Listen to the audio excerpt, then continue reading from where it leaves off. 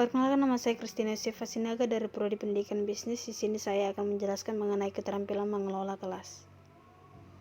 Pengertian pengelolaan kelas. Pengelolaan kelas atau classroom management berdasarkan pendekatannya menurut Weber 1977 diklasifikasikan ke dalam 3 pengertian, yaitu berdasarkan pendekatan otoriter, pendekatan permisif, dan pendekatan modifikasi tingkah laku.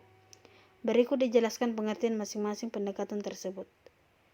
Pertama, berdasarkan pendekatan otoriter. Pengelolaan kelas adalah kegiatan guru untuk mengontrol tingkah laku siswa. Guru berperan menciptakan dan memelihara aturan kelas melalui penerapan disiplin secara ketat. Kedua, pendekatan permisif mengartikan pengelolaan kelas adalah upaya yang dilakukan oleh guru untuk memberi kebebasan kepada siswa untuk melakukan berbagai aktivitas sesuai dengan yang mereka inginkan. Dan fungsi guru adalah bagaimana menciptakan kondisi siswa merasa aman untuk melakukan aktivitas dalam kelas. Ketiga, pendekatan modifikasi tingkah laku. Pendekatan ini didasarkan pada pengelolaan kelas merupakan proses perubahan tingkah laku. Jadi, pengelolaan kelas merupakan upaya untuk mengembangkan dan memfasilitasi perubahan perilaku yang bersifat positif dari siswa dan berusaha semaksimal mungkin mencegah munculnya atau memperbaiki perilaku negatif yang dilakukan oleh siswa. Tujuan penggunaan pengelolaan kelas. Yang pertama, tujuan untuk siswa. Mendorong siswa mengembangkan tanggung jawab individu terhadap tingkah lakunya serta sadar untuk mengendalikan dirinya. 2. Membantu siswa mengerti akan arah tingkah laku yang sesuai dengan tata tertib kelas dan melihat atau merasakan teguran guru sebagai suatu peringatan dan bukan kemarahan.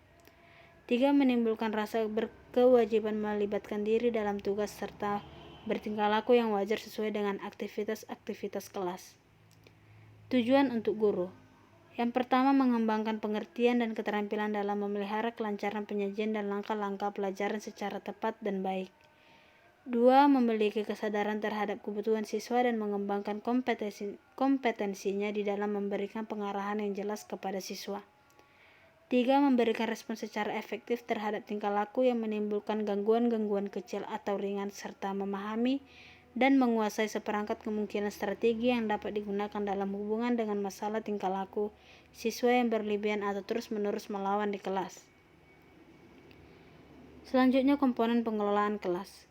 Keterampilan mengelola kelas dibedakan menjadi 2 komponen. Yang pertama, keterampilan yang berhubungan dengan penciptaan dan pemeliharaan kondisi belajar yang optimal bersifat preventif. Ini dibagi menjadi 1. Menunjukkan sikap tanggap. Kesan ketanggapan ini dapat ditunjukkan dengan berbagai cara sebagai berikut: memandang secara seksama, memberikan pernyataan, gerak mendekati, memberikan reaksi terhadap gangguan dan kekacauan siswa.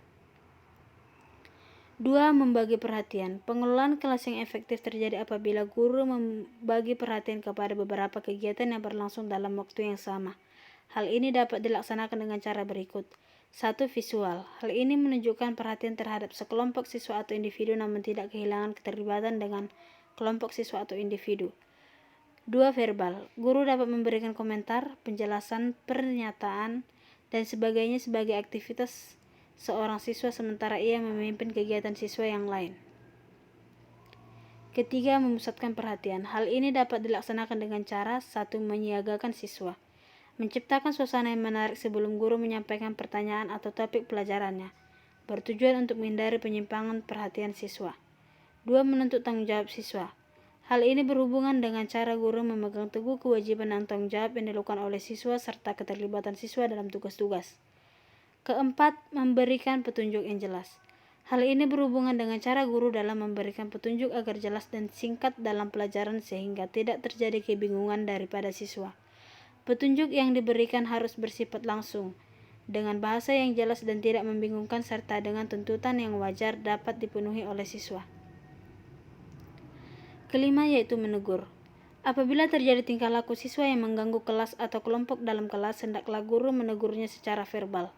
Teguran verbal yang efektif ialah memenuhi syarat-syarat sebagai berikut.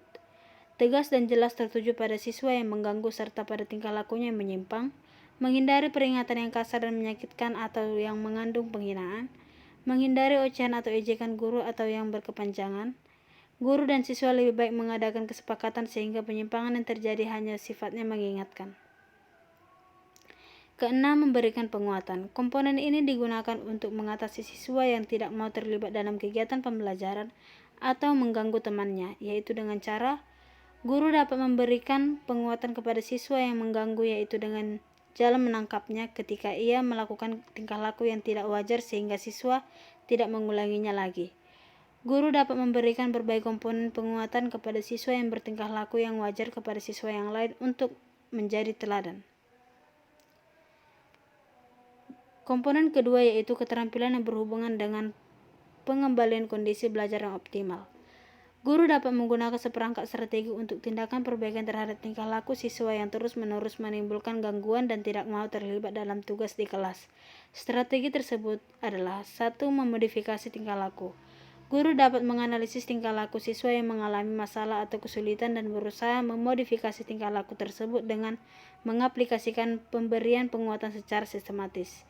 2. Guru dapat menggunakan pendekatan pemecahan masalah kelompok dengan cara 1. Memperlancar tugas-tugas, mengusahakan terjadinya kerjasama yang baik dalam pelaksanaan tugas. 2. Memberikan kegiatan-kegiatan kelompok, memelihara dan memulihkan semangat siswa dan menangani konflik yang timbul. 3. Menemukan dan memecahkan tingkah laku yang menimbulkan masalah.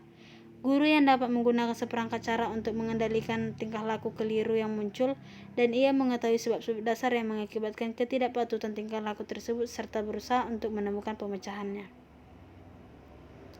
Selanjutnya, prinsip pengelolaan kelas. Yang pertama, kehangatan dan keantusiasan.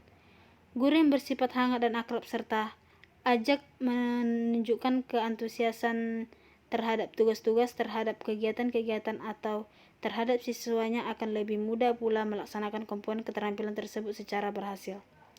Kedua, tantangan. Penggunaan kata-kata, tindakan atau bahan yang menantang akan meningkatkan gairah siswa untuk belajar sehingga mengurangi kemungkinan terjadinya tingkah laku yang menyimpang. Ketiga, bervariasi. Penggunaan variasi dalam media, gaya, dan interaksi belajar mengajar merupakan kunci pengelolaan kelas untuk menghindari kejenuhan atau pengulangan-pengulangan aktivitas yang menyebabkan menurunnya kegiatan belajar dan tingkah laku positif siswa. Keempat, keluasan. Keluasan tingkah laku guru diperlukan untuk dapat merubah berbagai strategi mengajar dengan memanipulasi berbagai komponen keterampilan yang lain. 5. Penekanan pada hal-hal positif. Cara guru memelihara suasana yang positif antara lain memberikan aksentuasi terhadap tingkah laku siswa yang positif dan menghindari ocehan atau celaan atau tingkah laku yang kurang wajar. Memberikan penguatan terhadap tingkah laku siswa yang positif. Keenam, penanaman disiplin diri. Untuk mencapainya guru harus selalu mendorong siswa untuk melaksanakan disiplin diri sendiri. Hal ini akan lebih berhasil jika guru sendiri yang menjadi contoh. Selanjutnya, hal-hal yang harus dihindari. 1. Campur tangan yang berlebihan. Guru sebaiknya tidak mencampuri kegiatan pembelajaran siswa secara berlebihan karena hal ini akan memberikan kesan kepada siswa bahwa guru tidak memperhatikan keterlibatan dan kebutuhan anak. Ia hanya ingin memuaskan kehendak sendiri. 2. Kelenyapan. Hal ini terjadi jika guru gagal secara tepat melengkapi suatu instruksi, penjelasan, petunjuk, atau komentar dan kemudian menghentikan penjelasan atau sajian tanpa alasan yang jelas. Akibatnya, ia membiarkan pikiran siswa mengawang-awang, melantur, dan mengganggu efektifan serta kelancaran pelajaran. Ketiga, ketidaktepatan memulai dan mengakhiri kegiatan. Hal ini dapat terjadi bila guru memulai suatu aktivitas tanpa mengetahui aktivitas sebelumnya, menghentikan kegiatan pertama, memulai yang kedua, kemudian kembali kepada kegiatan yang pertama lagi. Dengan demikian, guru tidak dapat mengendalikan situasi kelas dan akhirnya mengganggu kelancaran kegiatan belajar siswa. 4. Penyimpangan. Akibat guru terlalu asik dalam suatu kegiatan atau bahkan tertentu memungkinkan ia dapat menyimpang. Penyimpangan tersebut dapat mengganggu kelancaran kegiatan belajar siswa. Kelima, bertele-tele. Kesalahan ini terjadi bila pembicaraan guru bersifat mengulang-ulang hal-hal tertentu, memperpanjang keterangan atau penjelasan, mengubah keteguran serta menjadi ocehan atau kupasan yang panjang. Baik, adapun kesimpulan dari pembahasan di atas yaitu 1. Keterampilan mengelola kelas merupakan keterampilan guru untuk menciptakan dan memelihara kondisi belajar yang optimal. 2. Keterampilan mengelola kelas dibedakan menjadi 2 komponen, yaitu keterampilan berhubungan dengan penciptaan dan pemeliharaan kondisi belajar yang optimal. Kedua, keterampilan yang berhubungan dengan pengembalian kondisi belajar yang optimal. Prinsip pengelolaan kelas terdiri dari kehangatan dan keantusiasan, tantangan, bervariasi, keluasan, penekanan pada hal-hal positif, penamaan disiplin diri. Keempat, hal-hal yang harus dihindari terdiri dari campur tangan yang berlebihan, kelenyapan, ketidakpastian memulai dan mengakhiri kegiatan, penyimpangan bertele-tele. Baiklah, demikian hasil dari presentasi saya. Apabila ada kekurangan atau salah kata, saya mohon maaf. Sekian dan terima kasih.